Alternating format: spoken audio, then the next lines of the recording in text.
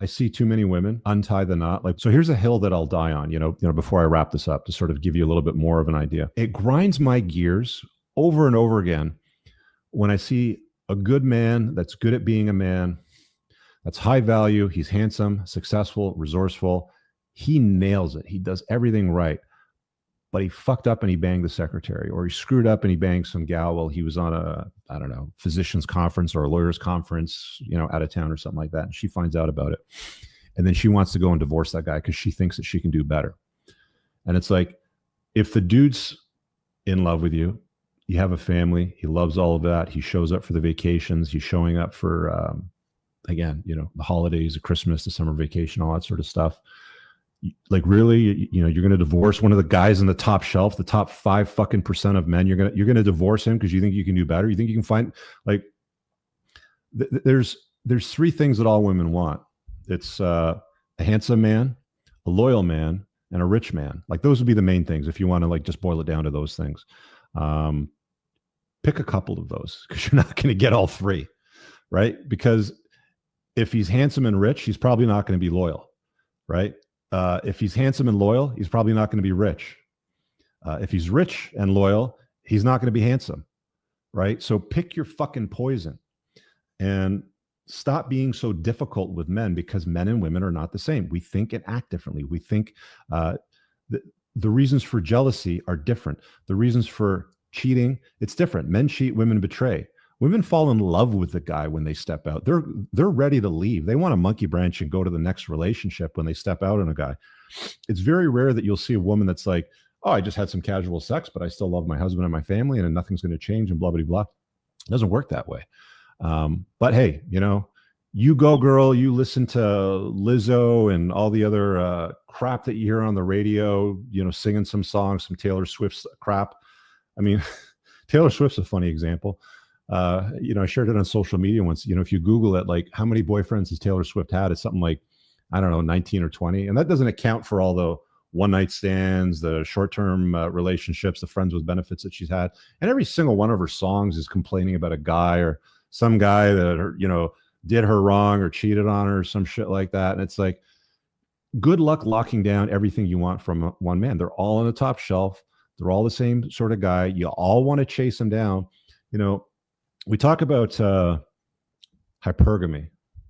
Hypergamy is women's sexual strategy. They want the best that they can get. And then we also talk about monogamy. And monogamy doesn't serve women. It actually serves men. Another thing that I've picked up in the last couple of years. Functionally, it ensures that every woman, we're going to say it this way, every guy has a man or has a woman. And those links, like those connections exist, 1, 1, 1, 1, 1 sort of thing. But that's not satisfying a woman's hypergamous nature. A woman's hypergamous nature is what again? I want the best that I can get. Okay, well, the best that you can get probably isn't going to be an environment of monogamy where it's one man, one woman, one man, one woman, one man, one woman. What it naturally is, and throughout history, what it's been, and you can research this, I've got the data in my book as well, coming up, is that throughout history, successful men have shared women. Women have shared a man, if I can put it that way. But there's no record in history of women sharing men simultaneously and still being committed. They're more defined as extramarital affairs, right? People will say, well, Cleopatra, Elizabeth Taylor, blah, blah, blah. They're all extramarital affairs, right? Where they had their guy on the side, even though they were married, right? Whereas guys, you have examples of Solomon, Ishmael the Bloodthirsty, the Sultan of Morocco, king of whatever. Like, there's all these examples throughout history of men that were married, they had wives, but they also had concubines, they had multiple wives, they had a harem, they had eunuchs that would guard their harem, sort of thing. That just doesn't. So the end state of hypergamy is essentially polygyny. So women have to reduce a lot of their strictures, a lot of their boundaries when it comes to sexual exclusivity if they want to lock down these guys. And that's just the way it is. Don't get mad at me. I just point to the facts and I tell you the truth. I've dealt with fucking thousands of guys. I've talked to lots of these guys. I've helped them navigate every aspect of their life. More of this will be summarized in my book. So I hope you guys are around for that. You can get on my email list. Let me put my email list sticker at the bottom here, right here. So if you get on my email list, you can get the free chapter from my book. If you're newer to the channel, entrepreneursincars.com/red-flags. You can see the 21 red flags there absolutely for free. And on that email list, that's where you'll get notification of my next book coming out. And you can grab a copy there to get some more information. That's it. Ladies, I know you don't like some of this. I don't care. I am not going to lie to you. I am not going to deceive you. I'm going to tell you like it is.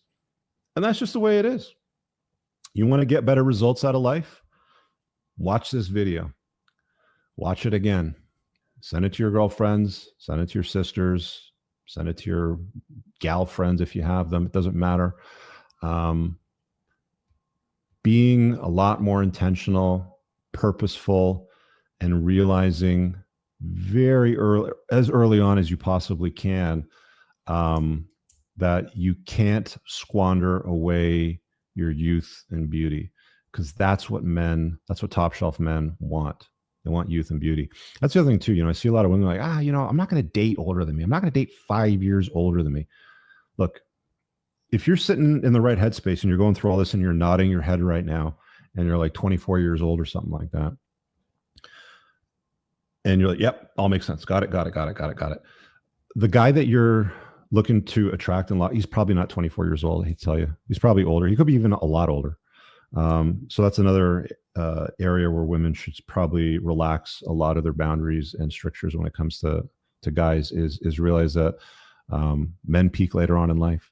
And it's going to take them a good 10, 15, 20 years probably. There's no overnight successes with men. Every guy that you look at right now that's a success, his overnight success came at years, probably a decade or two of very hard work, sleepless nights, blood, sweat, and tears, lawsuits, partnerships that didn't work out, businesses they had to wind down, change of practice or professional acumen, whatever the fuck it is. A lot of these guys have been through a lot to achieve what they've gotten to.